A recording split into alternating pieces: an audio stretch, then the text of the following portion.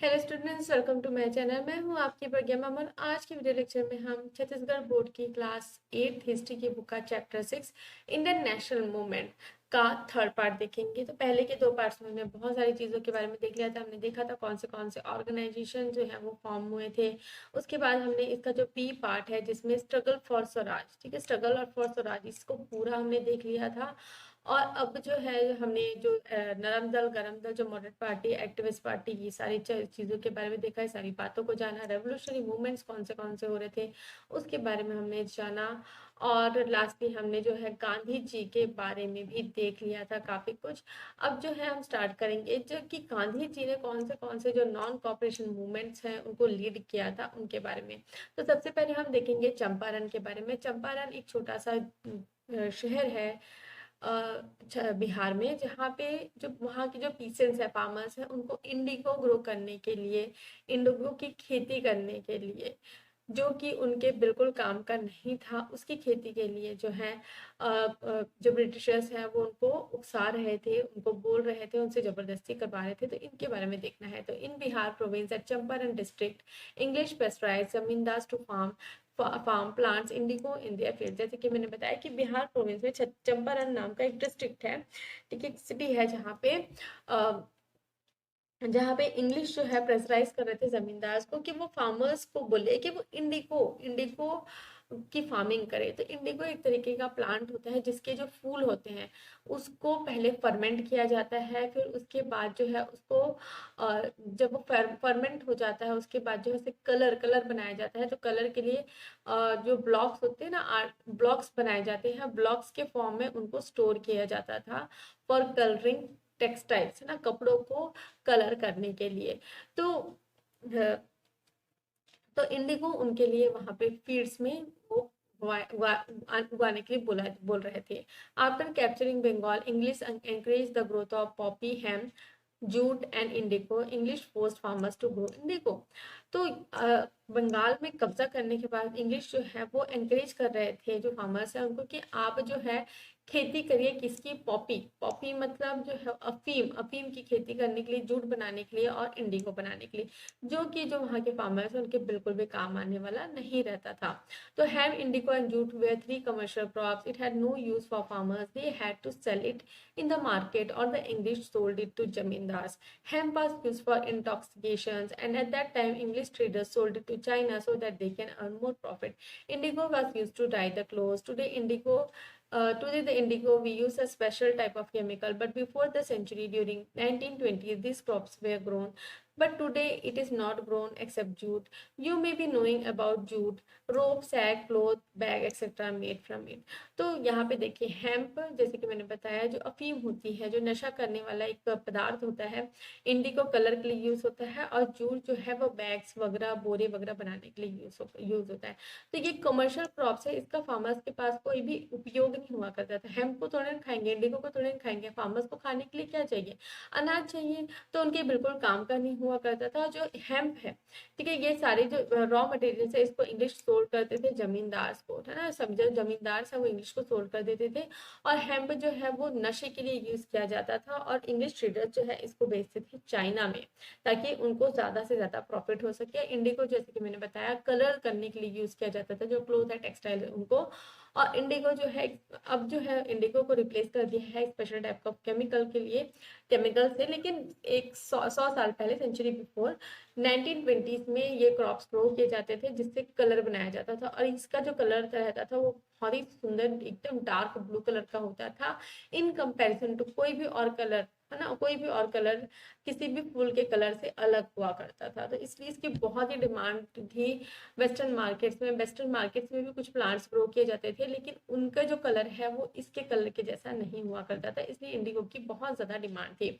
Several times forest farmers protested against growing of indigo forcibly by Britishers. Gandhiji went to Champaran and did satyagraha to free the farmers from farming of indigo by English. Ultimately, government stopped English zamindars from pressurizing Indian farmers to grow indigo. तो बहुत बार जो है farmers ने protest किया, विरोध किया कि वो इंडिगो की खेती नहीं करना चाहते हैं, जो ब्रिटिशर्स जो है उनको बहुत ही फोर्सफुली करवा रहे थे, जोर जबरदस्ती के साथ करवा रहे थे। तो गांधी जी जो है चंपारण जाते हैं, वहां पे एक सत्याग्रह मूवमेंट वो करते हैं और फार्मर्स को फ्री करते हैं जो इंडिगो की खेती से, जिसको उनको जोर जबरदस्ती से करना पड़ रहा था।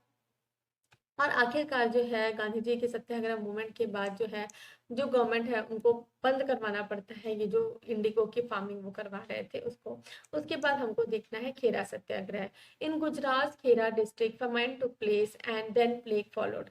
अब गुजरात का एक खेरा डिस्ट्रिक्ट है जहाँ पे क्या है सूखा पड़ा हुआ था, और उसके बाद प्लेग नाम की बीमारी होती है जो चूहों से फैलती है, एक बैक्टीरियल इन्फेक्शन टाइप का बीमारी है।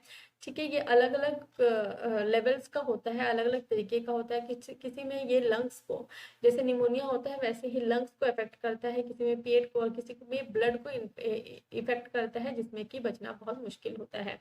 तो ultimately it was not possible for patients to pay revenue. भाई अब सूखा पड़ा हुआ है, बीमारी फैली हुई है, ठीक है, वैसे ही तो आखिरकार जो है जो फार्मर्स है वहां पे वो रेवेन्यू पे करने लायक नहीं थे। In Kheda district under the leadership of Gandhi ji farmer did agitation and stopped paying revenue. और खेरा डिस्ट्रिक्ट में गांधी जी की लीडरशिप में जो फार्मर्स है उन्होंने क्या किया, वहां पे एजिटेशन मतलब आंदोलन किया और जो रेवेन्यू है उसको बंद कर दिया देना। After all government has to surrender and the revenue was abolished. और उसके बाद जो है गवर्नमेंट जो है सरेंडर कर लेती है, मतलब घुटने टेक देती है, उनकी बात को मान लेती है, और आखिरकार जो रेवेन्यू वाला जो प्रोसेस है उसको वो खारिज कर देती है, अबॉलिश कर देती है। उसके बाद हमको देखना है कंडेल सत्याग्रह। कंडेल सत्याग्रह जो है छत्तीसगढ़ में हुआ है, तो इसके बारे में हम देखते हैं। Chhattisgarh Dhamtari district a village name Kandel Satyagraha movement started and spread all over India. तो छत्तीसगढ़ के धमतरी डिस्ट्रिक्ट में एक गाँव है कंडेल नाम का, जहाँ पे सत्याग्रह मूवमेंट स्टार्ट हुआ और ये पूरे इंडिया में फैला। तो Rudri in the Dhandari district is situated near the banks of river Mahanadi, and in Madam Sidli a dam was built on this river. तो रुद्री नामक एक गांव है जो धमतरी डिस्ट्रिक्ट में है, जो कि महानदी रिवर के बाजू में है, और यहीं पे मैडम सिडली नाम का एक डैम बनाया गया। And in that a canal was built by the government and they started collecting revenue for the canal। और ये जो डैम है मैडम सिल्ली जो डैम बनाया उन्होंने, वहां पे से एक कैनाल बनाया गवर्नमेंट ने, और उस कैनाल के जो बिल्डअप में खर्चा आया उसके लिए वो रेवेन्यू कलेक्ट करने लगे, टैक्सेस कलेक्ट करने लगे। It was supplement amount for 10 years, और ये जो अमाउंट है उनको 10 साल तक देना था। मतलब तुमने अपनी मनमर्जी वहां डैम बनवा लिया, कैनाल बनवा लिया, उसके बाद जो है वहां के गांव के जो लोग हैं, वहां आसपास के जो लोग हैं, उनसे आप रेवेन्यू कलेक्ट करा रहे हो, और ये जो अमाउंट है वो 10 साल तक उनको देना है। This amount was so much that the farmers could build a big reservoir in their own villages from it. और ये जो अमाउंट था ये इतना ज्यादा था कि फार्मर्स जो है वहाँ के जो किसान है वो खुद का एक वहां पे तालाब बना सकते थे, खुद का एक रिजर्वायर वहां पे बना सकते थे, जिसमें वो पानी इकट्ठा करके रख सके और अपने खेतों तक पानी पहुंचा सके। Therefore they were not ready for the supplement. इसलिए जो ये जो सप्लीमेंट है, वो जो पानी की सप्लाई करना चाह रहे हैं, जिसके लिए वो पैसा देना चाह रहे हैं, पैसा लेना चाह रहे हैं फार्मर से एज टैक्स, उसके लिए वो रेडी नहीं थे। Then English rulers by force stated that the flow in the Kandel village canal. अब उसके बाद जो है इंग्लिश रूलर्स ने क्या किया, जोर जबरदस्ती के साथ जो है कंडेल विलेज में ये जो कनाल था उसमें पानी का निकास कर दिया। तो farmers were made to pay compensation for the supplement। और भाई जोर जबरदस्ती के साथ कनाल में पानी भेज दिया, कनाल बनवा दिया, और फार्मर्स को कंपनसेशन पे करने के लिए बोलने लगे कि ये जो पानी का वो सप्लीमेंट भेज रहे हैं, पानी भेज रहे हैं, उसके लिए उनको टैक्सेस दिए। दे वे अक्यूज्ड ऑफ स्टीलिंग वाटर। और उनमें क्या, और जो वहाँ के गांव के लोग हैं उनको कैसे और आरोप लगाए कि भाई तुमने जो है पानी की चोरी की है करके। सो द विलेज स्टार्टर सत्याग्रह है, इसलिए जो है विलेजेस में जो विलेजेस के लोग हैं उन्होंने सत्याग्रह मूवमेंट स्टार्ट किया। तो Pandit Sundarlal Sharma, Narayan Rao Meghawale and Babu Chhotalal Shrivastava were the main leaders of the movement. और ये जो आंदोलन हुआ उनमें ये 3 लोग जो है वो मेन लीडर्स थे। इन अगस्त 1920 this movement took place all over the district. और अगस्त 1920 में ये जो मूवमेंट है ये पूरे डिस्ट्रिक्ट में फैल गया। But English bureaucracy ignored and started collecting the amount and capturing policy started। तो अब जो है ये जो इंग्लिश ब्यूरोक्रेसी है, ब्यूरोक्रेसी मतलब जो प्रशासन है इंग्लिश का, उन्होंने ये सारी चीज़ों को इग्नोर किया। ये जो मूवमेंट वगैरह हो रहा है, आंदोलन हो रहा है, उसको पूरा नकार दिया और टैक्सेस के रूप में जो है कैप्चर पॉलिसी लेके अब क्या चीज़ उन्होंने हथियाना शुरू कर दिया, कैप्चर करना शुरू कर दिया। They capture all the cattle of the villagers. तो जो विलेजर्स थे उनके सारे जो कैटल थे, कैटल्स के अंदर काऊ आ जाते हैं, ऑक्स आ जाते हैं और भेड़ बकरी आ जाते हैं। तो ये सारे जो है इन्होंने कैप्चर करना स्टार्ट कर दिया। Government then auctioned these cattle and planned to receive large amount of money by selling these animals in the market of every village. तो अब गवर्नमेंट ने क्या किया, ये जो कैटल्स हैं उनको हथिया दिया और उनकी नीलामी करना स्टार्ट कर दिया। और ये प्लान किया कि ये जो नीलामी वो करेंगे उससे उनको बहुत सारा पैसा मिलेगा। ये जो कैटल्स पूरा उनको बेच देंगे। एवरी जो हर दिन जो बाजार लगता है, हर गांव में बाजार लगता है, वहां ये कैटल्स को जाके बेच देंगे। In every village the people never came near the animals and did not even auction for the kettles. तो हर एक विलेज में भाई लोगों ने भी सत्याग्रह वो किया और जो है वो जो जानवर है जिनको वो बेचने के लिए लाए थे उनके पास भी नहीं आया और कोई भी बोली वोली में हिस्सा उन्होंने नहीं लिया। तो national consciousness was arising among the people, it despair the rulers. अब जो है पूरे राष्ट्र एकता की भावना जो है वो लोगों के मन में आती जा रही थी और इससे जो रूलर्स हैं, जो ब्रिटिशर्स हैं, वो बहुत ही ज्यादा घबराए हुए थे। दे अरेस्टेड एक्टिविस्ट रिवोल्यूशनरी। और जो एक्टिविस्ट रिवोल्यूशनरी है उनको क्या उन्होंने अरेस्ट करवा लिया, बंदी बनवा लिया। In Kandel village this Satyagraha lasted for 5 months. और ये जो कंडेल विलेज है इसमें ये जो सत्याग्रह है वो 5 महीने तक चला। Hence, Gandhiji was requested to take the leadership of the movement, for which he had shown concern. He accepted that during Nagpur conference, he had visited the Kandel village in Chhattisgarh. तो जो गांधी जी है उनको request किया गया है, ये जो सत्याग्रह है ये 5 महीने तक चल ही रहा था, तो गांधी जी को रिक्वेस्ट किया गया कि वो इसका लीडरशिप अपना ले। तो गांधी जी जो है अपना कंसर्न देते हैं, मतलब अपनी हामी भरते हैं कि हाँ भी मैं यहाँ पे आऊंगा और यहाँ पे जो मूवमेंट चल रहा है उसको एज अ लीडर जो है वो ये जो मूवमेंट है उसमें एज अ लीडर का रोल करूंगा। तो वो एक्सेप्ट करते हैं ये चीजों को और ये बोलते हैं कि जब नागपुर कॉन्फ्रेंस होगा तो वो कंडेल विलेज जो है छत्तीसगढ़ में उसको वहां पे जाकर विजिट करेंगे। This fact was then inspected by deputy commissioner at Raipur. Thus government came to know the real fact as a farmer were stick to the truth with confidence. अब ये जो सच्चाई है इसका इंस्पेक्शन किया डिप्टी कमिश्नर जो थे रायपुर के, उन्होंने, और गवर्नमेंट को सच्चाई का पता चला। और जो फार्मर्स है वो अपना मतलब अपने हक के लिए कि हाँ वो सही है उसमें एकदम कॉन्फिडेंस के साथ डटे रहे। Stick to the truth with confidence मतलब अपने हक के लिए कि वो सही है इस चीज में वो अड़े रहे। So government has to take decision and rejected it and later on released the order to set free the cattle. अब जो गवर्नमेंट है इसने उन्होंने एक्शन लिया। उन्होंने देखा कि जो फार्मर्स है वहां पे वो सही बोल रहे हैं, वहां पे वो नहीं चाहते थे कोई कैनाल भी बनाए, वो नहीं चाहते कोई टैक्स पे करना। तो जो गवर्नमेंट है उन्होंने एक्शन लिया और रिजेक्ट किया जो ब्रिटिशर्स ने किया था। और उसके बाद जो है उन्होंने जो भी कैटल्स को अपने अंडर जो कब्जा में रखा था उसको उन्होंने फ्री कर दिया, छोड़ दिया। तो before the arrival of Gandhi ji in Chhattisgarh Kandel farmers movement और सत्याग्रह हैज एंडेड सक्सेसफुली। तो इसलिए जो है गांधी जी के आने से पहले ही छत्तीसगढ़ में जो कंडेल फार्मर्स जो है जो अपना आंदोलन कर रहे थे, जो सत्याग्रह आंदोलन कर रहे थे, वो सक्सेसफुली एंड भी हो गया।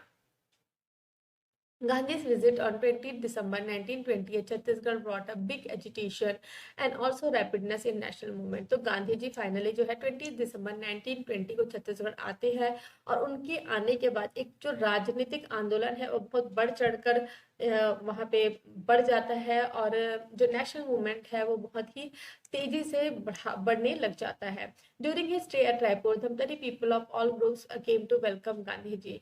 और जब गांधी जी रायपुर में रुके हुए थे तो धमतरी के ऑल मतलब अलग अलग ग्रुप के जो लोग हैं वो गांधी जी का वेलकम, उनका स्वागत करने के लिए आते हैं। After the success of the movement Gandhi ji came to Chhattisgarh. तो जो मूवमेंट है उसके सक्सेस होने के बाद गांधी जी छत्तीसगढ़ में आते हैं। तो he encourage and guided the people of Chhattisgarh to lead the independence movement. People excitement was spectacular. तो वो एनकरेज करते हैं यहाँ के लोगों को और गाइड करते हैं कि जो लोग हैं यहाँ छत्तीसगढ़ के वो भी इंडिपेंडेंस मूवमेंट में हिस्सा ले। और उनके भाषण वगैरह उनके एनकरेजमेंट के बाद जो है यहाँ के लोग बहुत ही एक्साइटेड रहते हैं, बहुत ही उत्सुक रहते हैं कि हाँ भाई हमको भी बढ़ चढ़ कर इंडिपेंडेंस मूवमेंट में साथ देना है। तो इन धमतरी मकई चौक Gandhiji's speech was arranged. A large number of people gathered to see and hear Gandhiji. He was brought to the main gate in an open vehicle, but due to large mass of people, he could not able to reach the dais. Therefore, a businessman named Umar Seth of Gurud village carried Gandhiji on his back and carried him to the decorated speech dais. तो यहाँ पे धमतरी के मकई चौक में गांधी जी का speech organise किया जाता है, जहाँ पे एक डाइस बनाता है। डाइस, स्पीच डाइस मतलब जो मंच बनाया जाता है उसे स्पीच डाइस कहते हैं।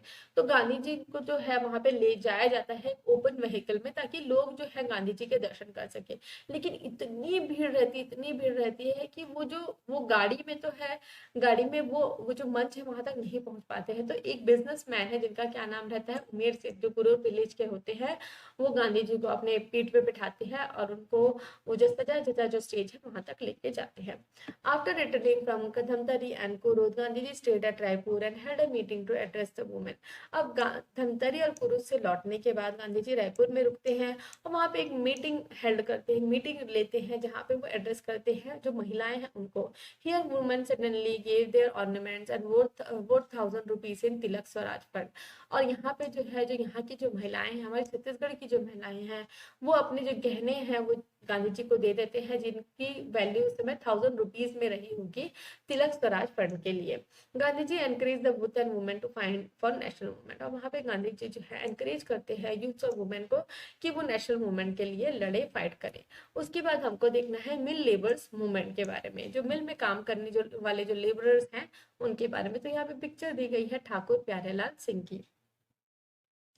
So even when there was continuous price rise in the mill laborers of Ahmedabad cotton mills wage were not revised, were paid less wages. तो यहाँ पे जो कंटिन्यूस जो प्राइस राइज हो रहा था, बढ़ोतरी हो रही थी हर चीजों की, उसके बाद जो मिल लेबरर्स हैं अहमदाबाद कॉटन मिल के, उनकी वेजेस जो है उसको रिवाइज नहीं किया गया और वो जो है कम वेजेस दिए जाते थे। All and the bonus was also not paid. और जो बोनस उनको मिलना चाहिए था वो भी नहीं मिला करता था। Gandhi ji therefore supported the laborers in the movement, so the owners of this mill had to surrender। तो गांधी जी जो है वो सपोर्ट करते हैं ये जो लेबरर्स रहते हैं जो ये आंदोलन में, और आखिरकार जो है वहाँ के जो ओनर्स है मिल को, उनको वहाँ पे सरेंडर करना पड़ता है, झुकना पड़ता है लेबरर्स के जो वेजेस है उसको रिवाइज करने के लिए। रिवाइज करना मतलब फिर से उनको बढ़ाना, ठीक है, और जो बोनस नहीं पे कर रहे उसके लिए भी। By this time, national consciousness was awakened among the laborers। और इसके साथ साथ जो है जो राष्ट्र एकता की भावना है, राष्ट्र में जागरूकता की जो भावना है वो लेबरर्स तक भी पहुंच चुकी थी। बाल Gangadhar Tilak was arrested in 1908 and the farmers of the Mumbai protested against the arrest। तो यहाँ पे बाल गंगाधर तिलक को अरेस्ट कर लिया जाता है, उनको बंदी बना लिया जाता है 1908 में, और जो वर्कर्स हैं मुंबई के वो प्रोटेस्ट करते हैं उनके अरेस्ट के खिलाफ में। In 1917, after the success of Russian Revolution in India, also an organization of workers was established। और 1917 में जब ये बात फैलती है कि रशिया में जो रेवोल्यूशन हो रहा था, जो क्रांति आई थी रशिया में, जिसमें वहाँ के लोग अपने जो मोनार्ची वहाँ चल रहा था उसके लिए वो लड़ाई करते हैं और अपना एक स्वतंत्र राष्ट्र बनाते हैं। तो 1917 में उसके सक्सेस के बाद में इंडिया के जो वर्कर्स हैं वो भी जागरूक हो जाते हैं कि नहीं भी इंडिया को भी इंडिपेंडेंस दिलाना ही है, तो ऑर्गेनाइजेशन बन जाता है वर्कर्स का। तो दिस ऑर्गेनाइजेशन, ये जो ऑर्गेनाइजेशन होता है वर्कर्स का, rebelled for the benefit of the workers several times and also succeeded in. तो ये जो ऑर्गेनाइजेशन बना हुआ है वर्कर्स का, ये विरोध करते हैं, ये बात करते हैं कि वर्कर्स के भी बेनिफिट के लिए काम हो, उनके भलाई के लिए भी चीजें हों, और इसके लिए वो सेवरल बहुत बार जो है वो आंदोलन भी करते हैं और उसमें उनको जीत भी हासिल होती है। In Chhattisgarh the biggest mill named Bengal Nagpur cotton mill was in Rajasthan Rajnandgaon. तो छत्तीसगढ़ में बहुत बड़ा मिल था जिसे छत्तीसगढ़ का सबसे बड़ा मिल कहा जाता है। बंगाल नागपुर पहला मिल भी है ये, बंगाल नागपुर कॉटन मिल राजनांदगांव में। The workers there were also influenced by national movement. और यहाँ के वर्कर्स भी जो है बहुत ही प्रभावित थे ये जो राष्ट्र में जो आंदोलन चल रहा था उसके लिए। They wanted to uplift their situation, so they went on a strike in the mill. तो इसलिए अपने आप को भी अपना उत्थान करने के लिए, अपने जो सिचुएशन है उनकी जो कंडीशन है उसको अच्छा करने के लिए वो भी मिल में जो है स्ट्राइक लगाते हैं, एक हड़ताल करते हैं मिल में। तो Thakur Pyarelal Singh was an advocate was their leader। तो ठाकुर प्यारेलाल सिंह जो है इसकी अधीनता करते हैं एक लीडर के तौर पे। So by this movement, the whole part of the India was influenced by national movement. To control the influence of national movement and its spread, the British government in 1919 made a law named Rowlatt Act। तो यहाँ पे पूरा जो India है उसमें national मतलब एक राष्ट्र आंदोलन की जो क्रांति है वो फैल चुकी थी। लोग एकदम प्रभावित हो चुके थे ये जो राष्ट्र आंदोलन है उससे। तो इसको कंट्रोल करने के लिए, इसके प्रभाव को कंट्रोल करने के लिए ये जो राष्ट्रीय आंदोलन चल रहा था, तो ब्रिटिश गवर्नमेंट जो है 1919 में एक लॉ लेके आती है जिसे क्या कहा जाता है, रॉलेट एक्ट। तो अकॉर्डिंग टू इट, और इसके जो रॉलेट एक्ट है उसमें ये क्या लिखा गया था कि कोई भी व्यक्ति, किसी भी व्यक्ति को ब्रिटिश गवर्नमेंट जो है अपनी इच्छा अनुसार जो है बंदी बना सकती है, जेल में डाल सकती है। ये मेन पॉइंट था रॉलेट एक्ट का, जिसके लिए जो है लोगों ने बहुत ही विरोध किया था। According to it, the government could imprison any Indian people without proving its charge और any trial in the court. तो जैसे कि मैंने बताया कि गवर्नमेंट का ये हक आ गया था रॉलेट एक्ट के बाद कि किसी भी व्यक्ति को वो जेल में डाल सकती है, कोई भी उसके खिलाफ जो है चार्ज लगाए हुए बिना ट्रायल के, मतलब उसको बिना कोर्ट में इसकी पेशी किए उसको जेल में डाल सकती है। This act has an right to imprison Indian for no cause. तो इस एक्ट के अधीन, इस एक्ट के तहत किसी भी इंडियन को जेल में डाला जा सकता है बिना किसी रीजन के। तो this led to a wave of protest against this law, which was called Black Law by them, which spread all over the nation। तो इसके खिलाफ जो है बहुत ज्यादा विरोध हुआ और ये जो लॉ है इसे ब्लैक लॉ कहा गया और ये पूरे नेशन में फैल गया कि ये लॉ जो है, ये जो एक्ट है बहुत ही गलत है। अब हमको देखना है जलियनवाला बाग मस्कार के बारे में। तो in Punjab Satyagraha movement took a terrible shape against Rowlatt Act. तो पंजाब में जो सत्याग्रह मूवमेंट था एक बहुत ही बुरा शेप लिया उसने रॉलेट एक्ट के खिलाफ। तो government wanted to suppress this movement many times. तो गवर्नमेंट जो चाहती थी कि ये जो सत्याग्रह मूवमेंट ऑर्गेनाइज हुआ है उसको वो रोके, सप्रेस करें। तो nationalist leader Satyapal and doctor Saifuddin Kitchlew were arrested. तो यहाँ पे दो लीडर्स सत्यपाल और किचलू जी को बंदी बना लिया गया, अरेस्ट कर लिया गया। तो protect against their arrest and anonymous assembly was held in Amritsar at Jallianwala Bagh. और ये जो प्रोटेस्ट है उसके खिलाफ जो है, ये जो अरेस्ट हुआ है उसके खिलाफ जो है एक बहुत ही बड़ी सभा असेंबली जो है अमृतसर के जलियांवाला बाग में ऑर्गेनाइज की गई। This garden was covered by big boundary walls on 3 sides and only a small gate was there for entry और एग्जिट। तो ये जो गार्डन है बहुत ही बड़ा गार्डन है जिसमें बहुत बड़ी बड़ी बाउंड्रीज है तीनों साइड से और एक ही गेट है, एक ही छोटा सा रास्ता है, पतली सी गली है जो कि एंट्री और एग्जिट का काम करती थी, बोथ एंट्री और एग्जिट के लिए था। तो मतलब आप समझ लीजिए अगर एक बंद कमरा है और जहाँ पे सिर्फ एक ही रास्ता है एंट्री और एग्जिट के लिए। तो आगे क्या हुआ, on 13 April 1990 a large mass of people assembled there, all groups of people, youth, elder person, men and women gathered there। तो 13 अप्रैल 1919 की बात है, बहुत बड़ी संख्या में जो लोग हैं यहाँ पे इकट्ठा हुए थे, assembled there मतलब इकट्ठा हुए थे और हर ग्रुप के लोग थे इसमें, युवा भी थे, बुजुर्ग भी थे, मैन और वुमेन भी थे और साथ ही साथ बच्चे भी थे। As the assembly was going on, all of a sudden British General Dyer without warning gave the order to start firing at this unarmed mob। तो यहाँ पे जब ये असेंबली चल रही थी तो अचानक से ब्रिटिश जनरल डायर वहाँ आते हैं और किसी भी सूचना, कोई भी वहाँ पे वार्निंग नहीं देते, कोई भी चेतावनी नहीं देते हैं और ऑर्डर कर देते हैं कि अब आप फायरिंग स्टार्ट कर दो। जो वहाँ पे लोग लेके आते हैं अपने साथ, ऑफिसर्स लेके आते हैं, उनको बोलते हैं कि आप फायरिंग कर दो यहाँ पे। जो ये निहत्ती जो जनसंख्या खड़ी है, निहत्ती जो यहाँ पे लोग खड़े हैं उनको। तो many innocent people died and a large number of people were injured. That was the day of festival Baisakhi. और इस दिन में बहुत सारे जो निर्दोष लोग हैं वो मारे गए, बहुत सारे लोग जो है वो इंजर्ड भी हो गए। ठीक है। और ये जो डे है ये था बैसाखी का डे। तो today also we can see the marks of bullets on the walls of Jallianwala Bagh. Jallianwala Bagh is now a national movement. तो आज भी अगर आप जाएंगे तो जो बुलेट मार्क्स हैं वो हम वहाँ के जो दीवारें हैं वहाँ पे देख सकते हैं। और जलियांवाला बाग जो है अब एक नेशनल मूवमेंट है। तो कहा जाता है कि जब ये मस्कर मतलब जब ये नरसंहार हुआ जहाँ पे निहत्थे लोगों को मार दिया गया, तो लोग इतने डर गए थे कि वो कुएं पे, वहाँ एक कुआं है जिसमें एक के बाद एक वहाँ पे जंप करने लग गए। तो नीचे के जो लोग हैं वो सफोकेशन से ही मर गए, ऊपर के जो लोग हैं वो भी बच नहीं पाए, वो गोलियों से मर गए। पूरा कुआं जो है वो ऊपर तक लबालब जो है लाशों से भर चुका था। काफी सारे जो लोग हैं इसमें मारे गए थे। To protest against this disgusting massacre, public meetings and agitations were held all over India। और इसके प्रोटेस्ट में, इसके विरोध में, ये जो इतना गलत तरीके से जो ये मस्कार या जो नरसंहार था, पब्लिक मीटिंग्स हुई, कई जगह आंदोलन हुए पूरे इंडिया में। In Bilaspur and Raipur also meetings were held and criticise about the massacre. तो रायपुर और बिलासपुर में भी कई सारे मीटिंग्स हुए और आलोचना की गई कि ये जो नरसंहार है बहुत ही गलत तरीके से हुआ। रविन्द्रनाथ टैगोर, तो यहाँ पे पिक्चर भी दी गई हुई है, ठीक है, जिसमें दिखाया गया जलियांवाला बाग में जो लोग मारे गए। और यहाँ पे देखिए, यहाँ पे जो ब्रिटिश के ऑफिसर्स है खड़े होकर गोली चला रहे हैं और यहाँ पे लोग जो है भाग रहे हैं इधर उधर। तो picture of Jallianwala Bagh massacre. Massacre मतलब नरसंहार। तो Rabindranath Tagore return his title of sir and also return the honour given by British government to him. तो जो रविंद्रनाथ टैगोर है वो अपना टाइटल, जो उनको सर का टाइटल दिया दिया था ब्रिटिश गवर्नमेंट ने, उनके सम्मान में उसको रिटर्न कर देते हैं। This change the nationalism to national movement from the medium stage to a stage which involve one and all in the nation.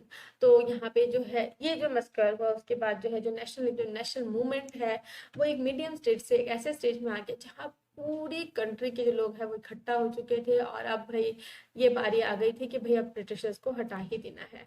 तो अब नेक्स्ट हमको देखना है पूर्ण स्वराज के बारे में। तो पूर्ण स्वराज जो है उसको हम नेक्स्ट वीडियो लेक्चर में कवर करेंगे। ये जो चैप्टर है काफी बड़ा चैप्टर है, तो इसको हम 4 पार्ट्स में कवर करने वाले हैं। तो 3 पार्ट्स हम डिस्कस कर चुके हैं, 4th पार्ट जो है हम नेक्स्ट वीडियो लेक्चर में डिस्कस करेंगे। तो मैं आशा करती हूँ कि आपको जो मेरा वीडियो लेक्चर है वो समझ में आया होगा। अगर समझ में आया तो कमेंट करके बताएं और अपने फ्रेंड्स के साथ शेयर करें। बेल और मेरे चैनल को सब्सक्राइब कर लीजिए, बेल नोटिफिकेशन को भी ऑन कर लीजिए ताकि जब भी मैं नया वीडियो डालूँ तो आपको नोटिफिकेशन मिल सके। Thanks for watching.